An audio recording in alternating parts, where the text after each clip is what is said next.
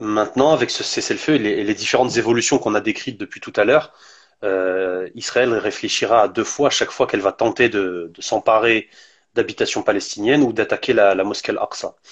De l'attaquer de façon massive, hein, parce que ce dont il était question lorsque l'offensive palestinienne commence, le 10 mai, c'est que une quinzaine de milliers ou une vingtaine ou environ 20 000 colons allaient envahir la mosquée Al-Aqsa. C'était ça qui était prévu. Et donc l'offensive répondait non seulement à ça, mais aussi à la spoliation des Palestiniens de Sheikh Jarrah. Ensuite, moi, ce que je dis, c'est que on ne sait pas quand est-ce que la libération aura lieu. Et effectivement, je réponds un petit peu à la question que Maria, tu avais posée, ou Monia, je sais plus, à Mahdi tout à l'heure. La question à deux États, pour moi aussi, elle est inenvisageable. Ce qui a été repris, ce qui a été pris par la force, sera repris à un moment donné. Et de la même manière que les croisés au XIIe siècle, Israël disparaîtra, Inch'Allah, disparaîtra de la région pour être, Inch'Allah, rendu à sa population d'origine et pour être de nouveau un pays libre et une terre où les musulmans pourront de nouveau librement avoir accès à leur lieu saint. Ça, c'est une chose.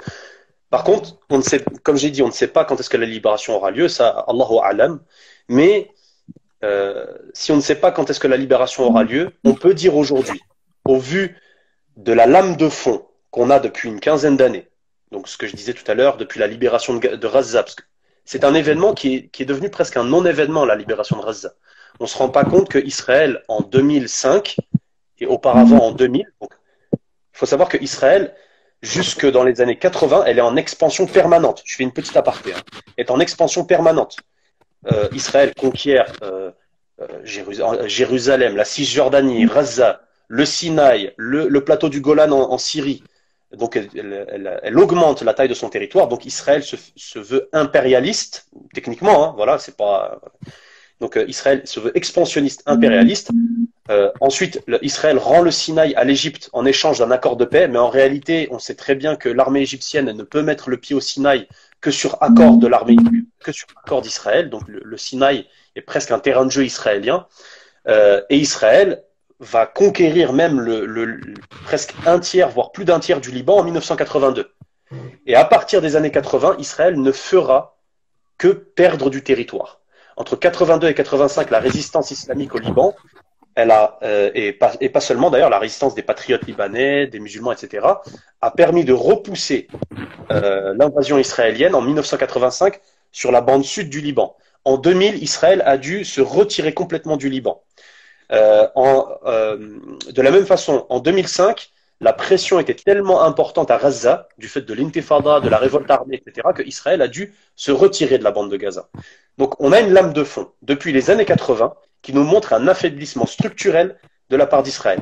Et en réalité, les accords de paix que nous avons vus ces derniers mois, les accords de paix avec des pays arabes comme le Bahreïn, le Maroc, les Émirats, et maintenant, bientôt, c'est pour bientôt, hein, donc le Soudan, je crois que c'est déjà le cas ou c'est bientôt. Enfin, en réalité, C'est déjà on le s'en cas. fiche. C'est déjà le cas, voilà. Bon, en réalité, on s'en fiche un peu. Ce que ça nous montre, c'est une chose, c'est qu'Israël n'a plus que ça, ne peut plus s'accrocher qu'à ça. Les États-Unis ne sont plus le soutien qu'ils étaient, même s'ils continuent à soutenir Israël massivement, mais ils ne sont plus le soutien qu'ils étaient il y a encore quelques années.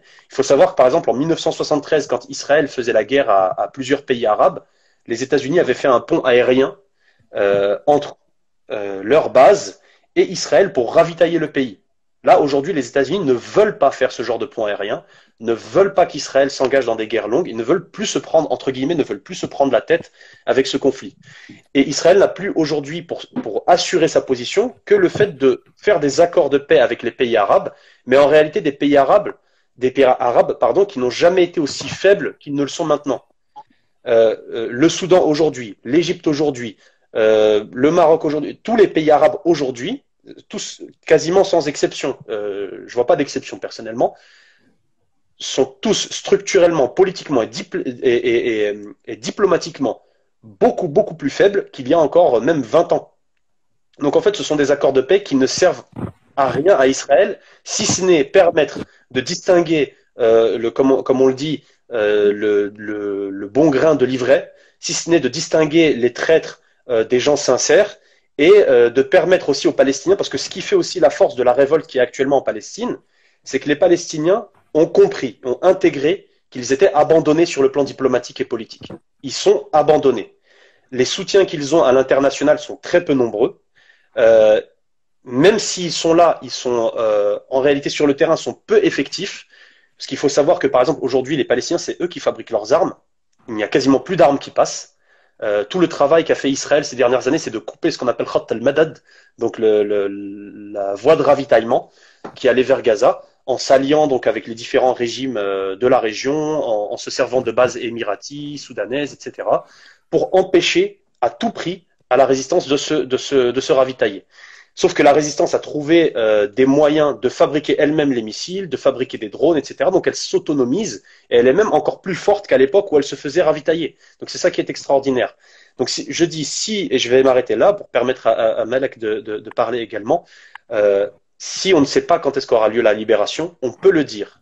La libération n'a jamais été aussi proche qu'aujourd'hui.